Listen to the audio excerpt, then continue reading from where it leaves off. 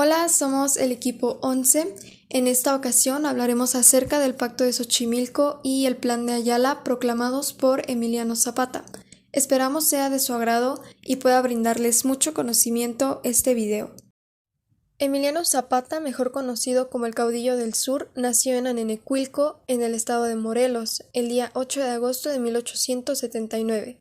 Fue un importante revolucionario mexicano. Zapata, siendo campesino, sufrió y notó el cansancio endémico de la mayor parte de la población que vivía en la pobreza generada por las políticas económicas y la mala distribución de la riqueza durante el Porfiriato. A sus 9 años presenció el despojo de campesinos por parte de grandes hacendados de la zona, lo que hizo que Emiliano se prometiera devolverle sus bienes a los campesinos. Zapata fue uno de los símbolos más importantes de la resistencia campesina en México. Estuvo al mando del Ejército Libertador del Sur. Sus principales ideales giraron alrededor de la justicia social, libertad, igualdad, democracia social, respeto a las comunidades indígenas, campesinas y obreras. El 12 de septiembre de 1909, Emiliano Zapata es elegido presidente del Consejo Regente de Anenecuilco, que defiende las tierras del pueblo. A los 30 años se hizo un dirigente agrario de Morelos, donde empezó a analizar documentos que acreditaban los derechos de propiedad de los pueblos sobre sus tierras, los cuales habían sido negados por las leyes de reforma, y participa en reuniones celebradas en Villa de Ayala, cuyas reflexiones se plasmarían en el Plan de Ayala, que representaba una reforma agraria radical. La tierra es de quien la trabaja. Tierra y libertad. Ideales por los cuales luchó Emiliano Zapata adquieren hoy plena vigencia y es obligación de las instituciones del sector agrario hacer respetar las leyes y defender los derechos de las mujeres y hombres del campo mexicano. Zapata era un hombre de profundas convicciones, abogó por el derecho a la huelga y por la emancipación de la mujer. Tenía férreos ideales que en ningún momento se vieron alterados por los diferentes cambios de gobierno. Desde 1911 hasta 1919 luchó denodadamente por los derechos de los pobres en los estados del sur de México y fue entonces cuando salió con Pancho Villa, otro de los líderes de la Revolución Mexicana. Varios años más tarde, el 10 de abril de 1919, Zapata fue engañado por Jesús Guajardo, haciéndolo creer que estaba descontento con Carranza y que quería unirse a él, ofrecerle armamento y municiones para continuar con su lucha. Es por ello que, el 10 de abril de 1919, en la hacienda de Chinameca, Morelos, al cruzar el dintel, tiradores escondidos en las azoteas abrieron fuego contra Emiliano Zapata y su escolta de 100 hombres, lo que truncó su anhelado ideal, tierra y libertad. Emiliano Zapata luchó por una profunda transformación de las condiciones de abandono y desamparo en nuestros territorios rurales. Ofrendó hasta su vida por la justicia, la democracia, la libertad y por la defensa de nuestra soberanía. Una vez muerto fue que Emiliano Zapata se convirtió en emblema de la revolución indígena y campesina y símbolo de los campesinos desposeídos. El Estado mexicano con el tiempo se apropió de su legado y, en 1931, se le nombró héroe nacional y emblema del agrarismo. De igual manera es tan fuerte el legado de Zapata que su nombre fue tomado para dar identidad al movimiento indígena y popular más importante del México contemporáneo, el Ejército Zapatista de Liberación Nacional, EZLN por sus siglas. Este honorable caudillo fue el autor de la frase «Es mejor morir de pie que vivir toda una vida arrodillado». Plan de Ayala.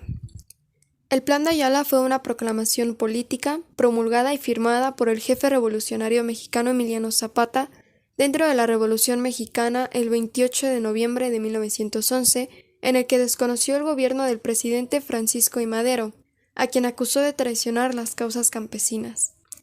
A finales de noviembre de 1911, Emiliano Zapata y Otilio Montaño redactaron un plan revolucionario al que todos llamamos de Plan de Ayala, aunque haya sido escrito cerca de Ayoxuxtla, un pequeño pueblo en las montañas suroccidentales del estado de Puebla.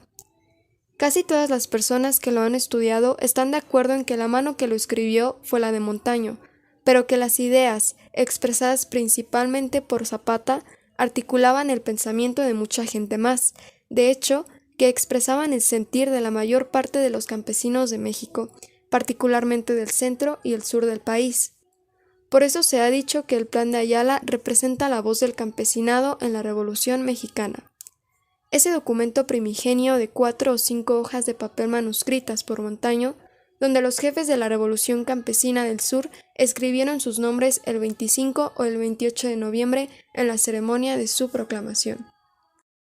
Se hizo constar que los terrenos, montes y aguas que hayan usurpado los hacendados científicos o caciques a la sombra de la tiranía y de la justicia penal entrarán en posesión de estos bienes inmuebles, desde luego los pueblos o ciudadanos que tengan sus títulos correspondientes a esas propiedades de las cuales han sido despojados.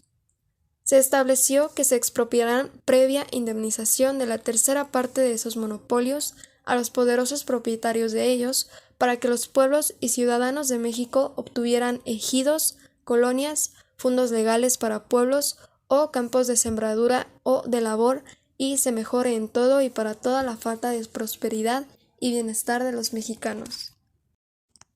Algunas consecuencias que trajo el Plan de Ayala fueron la rebelión del campesinado del sur de México contra el gobierno del presidente Madero, el debilitamiento de la posición de Madero, que en febrero de 1913 fue derrocado por un golpe de Estado encabezado por el general Victoriano Huerta, la lucha encabezada por Zapata, Villa y Venustiano Carranza contra la dictadura militar de Huerta, que concluyó con su salida del poder y posterior exilio en los Estados Unidos. La inclusión de algunos de los reclamos del Plan de Ayala en la Constitución Política de 1917, sancionada durante el gobierno de Carranza, entre ellos el reparto de tierras y el derecho de los campesinos a trabajarlas conjuntamente en comunidades agrarias o ejidos. Un dato extra es que el documento original se perdió seguramente en los últimos días de 1911, durante la guerra que los zapatistas sostenían contra el gobierno de Francisco I. Madero. Lo que existe y conocemos son hasta 6 versiones de este texto emblemático y fundamental. Pacto de Xochimilco. El Pacto de Xochimilco. Este se firmó el 4 de diciembre de 1914. Fue firmado por Emiliano Zapata y Francisco Villa. Tenía el propósito de unir los ejércitos que cada uno llevaba y planificar las operaciones contra los ejércitos de Venustiano Carranza, debido a que se iniciaba la guerra civil. Se quería organizar una oposición contra Carranza, apoyar el Plan de Ayala hasta lograr el reparto de las tierras, dotar los materiales de guerra a las tropas de ambos y que al final del conflicto se colocara a un presidente civil que no hubiera estado en el ejército. Después de la conversación pública, Villa y Zapata pasaron a una reunión privada en que se suscribió un pacto formal entre ambas fuerzas que consistió en alianza militar entre la División del Norte y el Ejército Libertador. La División del Norte aceptaba el Plan de Ayala en lo relativo al reparto de tierras, eliminándose los ataques que el plan contenía sobre Madero. La División del Norte proporcionaría elementos militares al Ejército Libertador. Las consecuencias fueron, luego de la destitución de Venustiano Carranza por el Pacto de Xochimilco, Villa y Zapata entran a la capital mexicana junto con el ejército liberado y Eulalio Gutiérrez Ortiz asume como presidente interino. Carranza y su ejército constitucionalista junto a Obregón y Pablo González Garza organizaron un plan contraofensivo. Obregón se enfrenta a la División del Norte, la que resultó vencida en la batalla de Celaya. Y el 2 de agosto de 1915, González Garza toma la Ciudad de México y combatió a Emiliano Zapata, al cual asesinó por planes y órdenes de Jesús Guajardo. Conclusiones. Hablar del Plan de Ayala es referirse a Emiliano Zapata, a la reforma agraria y a la Revolución Mexicana de 1910.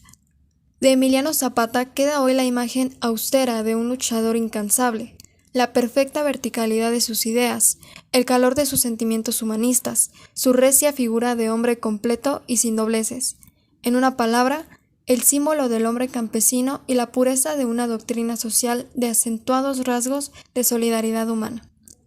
De ambos planes, pero sobre todo del Plan de Ayala, se destaca la firme voluntad de quienes lo redactaron, por evitar la explotación del hombre por el hombre y terminar para siempre con la situación social y económica en que se encontraban nuestros campesinos, como consecuencia de los sistemas feudales y esclavistas, y el propósito inquebrantable de los zapatistas de destruir los sistemas de opresión usados por las clases privilegiadas para poder entregar la tierra a quienes tenían derecho a ella y así lograr la independencia, dignidad y libertad de la persona humana, único valor permanente.